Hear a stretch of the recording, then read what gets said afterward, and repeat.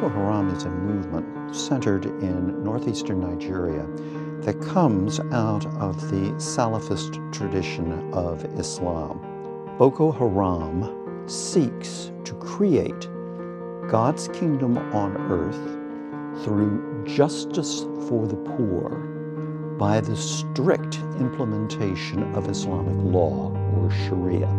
Boko Haram regards the secular Nigerian state as evil. Whenever it can, it kills government officials, police, military. Further, going back to the 7th century reading of sacred texts, Muslims who participate in the secular state are not Muslims. They are, in fact, heretics or apostates, and as such, deserve to die. The long-term causes of Boko Haram's rise in Nigeria are progressive impoverishment, issues like climate change as the Sahara moves south, and political marginalization. Overlaying this is a significant Islamic religious revival. There are 3 largely mutually hostile strands of Islam. Salafist Islam and Shia Islam exist side by side with the traditional Islam of northern Nigeria.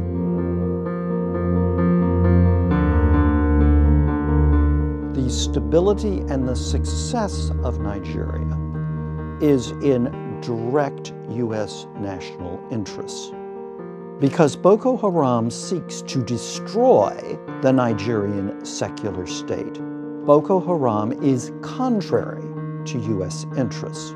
But Boko Haram is not a security threat to the United States.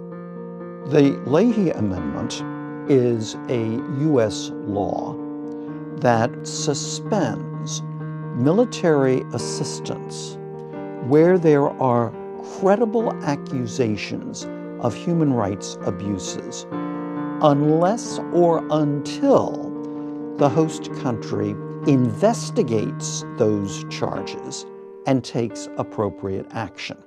As far as we can tell, common people in northern Nigeria are as frightened of the security services as they are of Boko Haram. There have been numerous reports of security service abuses.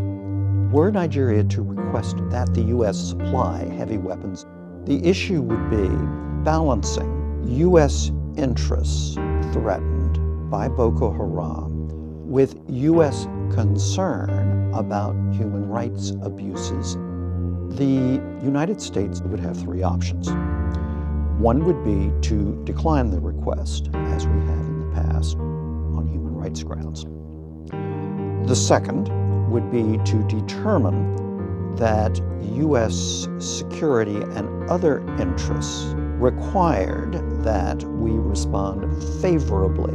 And the third option would provide assistance to the Nigerian government with the operation of its courts, conditions in its prisons, and providing training to government officials, but also to the military. If the United States looks at Africa, Nigeria is the natural partner on issues of mutual concern. It cannot be now because it's under assault from Boko Haram. But we would hope that it can be again in the future.